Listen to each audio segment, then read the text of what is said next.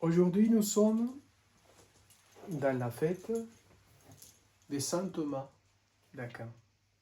Saint Thomas, frère, prêtre, dominicain. En plus, aujourd'hui, c'est mercredi. Et chaque mercredi, on fait mémoire de notre Père Saint Joseph.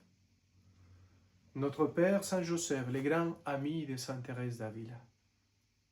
Thérèse avait toujours Saint Joseph pour aller, pour fonder, pour découvrir de nouveaux endroits, pour amener de nouveaux Carmels. Que Saint Joseph nous aide à être des hommes d'oraison, de prière, qu'il soit vraiment un maître spirituel pour nous tous. Et Saint Thomas d'Aquin, il va nous apprendre par la philosophie aristotélienne qu'il a été capable de plonger en elle. Il nous a donné une théologie profonde. Les scolastiques continuent à être une théologie qui a donné des fruits extraordinaires dans la théologie, dans l'Église, quoi.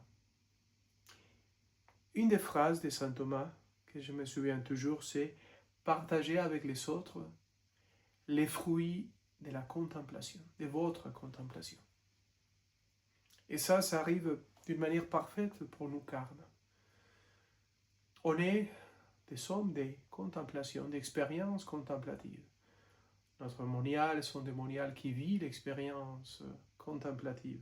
Et par l'expérience contemplative, que c'est à vous de la vivre aussi. Il faut vivre cette expérience. Il faut plonger en Dieu. Tous les jours, chercher les moments, le matin, le soir ou à midi. Mais chercher les moments pour tout laisser tomber, pour laisser l'internet à part, pour s'asseoir, être calme et dire « Je veux parler avec toi, Seigneur Jésus. Je sais que tu habites mon cœur. Et là, je veux être face à face, cœur à cœur avec toi. Je vais te partager mes soucis, mes angoisses, ma joie. Je vais parler avec toi comme un ami. Ou je vais faire simplement un silence et rester en silence avec celui qui m'aime. C'est toi. C'est toi qui m'aimes. Je vais te regarder. Je vais t'écouter, je vais t'entendre. Je vais expérimenter un amour tellement grand. Et c'est le tien. C'est ton amour. Si vous vivez cela, après cette expérience contemplative fera que vous donnez beaucoup de fruits. Par l'expérience contemplative, vous donnerez des fruits extraordinaires, de charité, de sainteté. Donc une fois vous expérimentez Dieu de cette manière-là, allez-y, sortez de chez vous et donnez aux autres, partagez avec les autres les fruits de votre contemplation. Aujourd'hui, l'évangile, c'est Marc chapitre 4, qui va nous parler justement. Jésus, il est dans les lacs de Galilée. Il y a tellement du monde qu'il est monté dans les bateaux, dans la barque, pour prêcher, pour annoncer la bonne nouvelle du royaume de Dieu. Et là, il a fait une parabole. La parole de Dieu. Parole de Dieu, ça veut dire action créatrice de Dieu créateur. Dieu créateur ou action créatrice de Dieu. C'est une expression qu'on gardait toujours depuis, à l'époque de Jésus, on lisait beaucoup l'Isaïe, les Deutéro, Isaïe, c'est-à-dire des textes entre les 44, chapitre 44 jusqu'au 56, 56, 57. Donc, dans les 12e Isaïe, il y a toujours la parole de Dieu. Donc, la parole de Dieu, c'est l'action créatrice de Dieu. Il disait, la parole de Dieu, c'est comme une semence. Le semeur sort. Et il y a des semences qui est tombées dans les cailloux, au bord du chemin.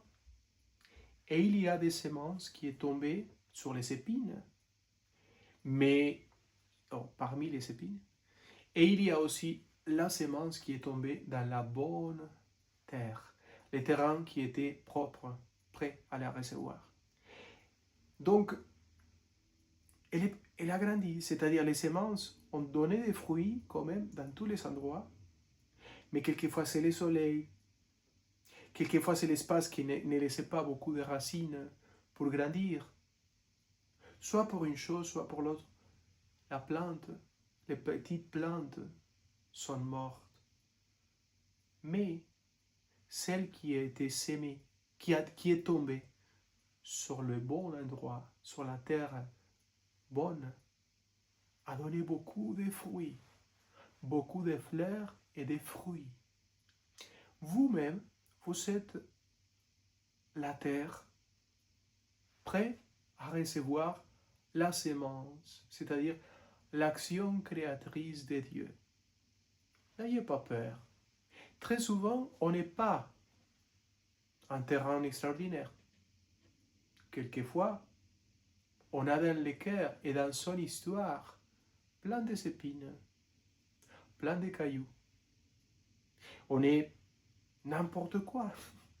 On peut être très blessé, plein de blessures, plein des histoires dures qui a fait que notre existence, notre cœur a devenu quelque chose de pierre, dur. Et quand même, la sémence va être sémée dans votre cœur de pierre. Et lui qui volontairement s'est sémé dans ton cœur, il veut transformer les terrains, la matière de ton cœur. Il est capable de la transformer. Il est capable de faire de toi une merveille. Il est capable d'arroser la plante.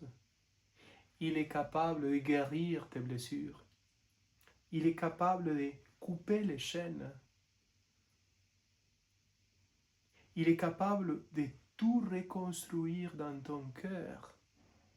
Pour lui, pendant qu'il fait la transformation de toi-même, en même temps, lui-même, il va être capable de te faire produire avec lui